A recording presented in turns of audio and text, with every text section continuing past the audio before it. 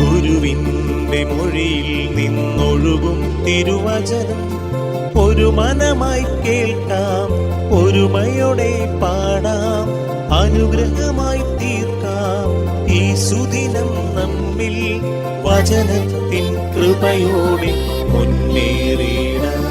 വിശുദ്ധ യോഹന്നാൻ അറിയിച്ച സുവിശേഷം 21 അധ്യായം 15 തിരുവചനം.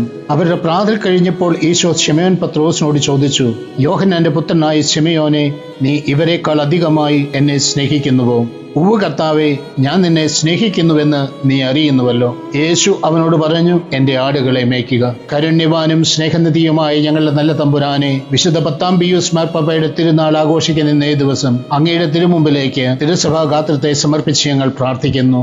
ഞങ്ങളുടെ പരിശുദ്ധ പിതാവിനെയും ഫ്രാൻസിസ് പാപ്പായെയും മെത്രാന്മാരെയും എല്ലാ വൈദികരെയും അങ്ങയുടെ തിരുസന്നിധിയിലേക്ക് വിട്ടുതരുന്നു. നാഥ, പരസ്പര സ്നേഹവും ഐക്യവും വളർത്തി സഭയെ മുന്നോട്ട് നയിക്കുവാൻ വേണ്ട കൃപാവരം നൽകി അവരെ അനുഗ്രഹിക്കണമേ. നമ്മുടെ കർത്താവ് ഈശോ മിശിഹായുടെ കൃപയും പിതാവായ ദൈവത്തിന്റെ സ്നേഹവും പരിശുദ്ധാത്മാവിന്റെ സഹവാസവും പരിശുദ്ധമ്മയുടെയും നീതിമാനായ മറിയൂസേപ്പിന്റെ മധ്യസ്ഥവും സകല മാലാഖമാരുടെയും സകല വിശുദ്ധരുടെയും സംരക്ഷണവും നൽകി സാർവശക്തനായ ദൈവം നിങ്ങളെ ആശീർവദിച്ച് അനുഗ്രഹിക്കട്ടെ, ഇപ്പോഴും എപ്പോഴും എന്നേക്കും.